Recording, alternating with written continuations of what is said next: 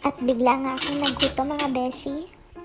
Ayun na, at nagkandak na nga ako ng makakain sa ref. Pero tinatamad ako magluto. At buti na lang meron pa natirang pizza. Pero mas masarap to pag may cheese. Though may cheese naman na siya, pero gusto ko yung may mozzarella cheese. At ayan na, kumuha ko ng kalahati lang. Nahulog pa. Ito yung itsura niya guys. Nabili namin to sa supermarket. Naka-frozen siya. Nasa 5 to 6 pieces. Ayan, 5 pieces lang siya. Sobrang sulit na.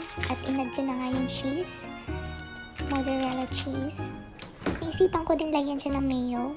Dahil favorite ko ang mayonnaise. At sobrang sarap ng mayonnaise dito sa Japan. Hindi ko alam kung anong tawag dito sa mayo na to. Pero nakalagay sa brand niya is Ajinomoto. Ayan na nga, nilalagyan ko na nga ng mayonnaise. Hindi siya nakakaumay guys, don't worry. At pinasok ko na nga sa oven, sa microwave oven, for 3 minutes. Ayan na. Grabe, nagugutom na ako. Ayan na nga. Oo, diba? Nalusaw yung cheese. Mainit-init pa. At naisipan ko din naman dagdag na cheese stick.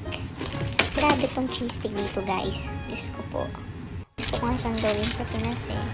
Dahil yung laman niya is, hindi ko alam kung may cheese ba talaga siya, pero ang laman niya is mayo na may crab stick.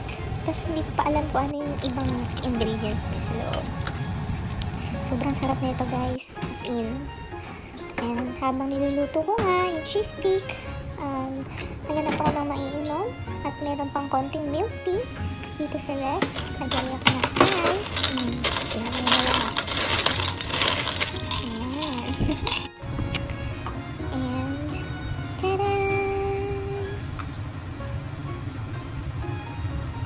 Diba?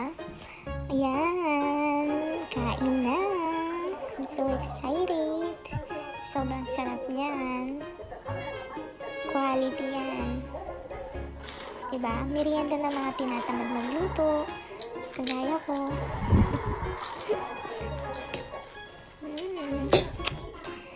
Thanks for watching guys. Bye-bye. Diba? Ipapikit-pikit pa. Pabush.